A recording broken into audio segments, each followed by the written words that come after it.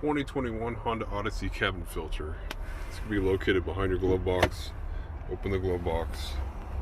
Come over here to the damper and disconnect the damper by pushing it in. Okay, so it's a little arm with a little clip on it. Once you do that, you got to get the glove box past the stopper that it has up here. And all you have to do is push the glove box inward on each side. Then you can lower the glove box down and access the filter.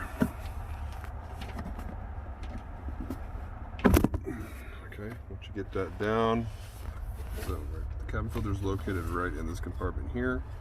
You're going to push these tabs right here on the sides of the door on both sides to get it off. Okay, then you can remove it. Then you can pull out the cabin filter. This one's pretty new, so I don't expect it to be very dirty. But pull it right out. If you need one, there'll be a link down in the description box. This one's not going to get changed today because it looks pretty good.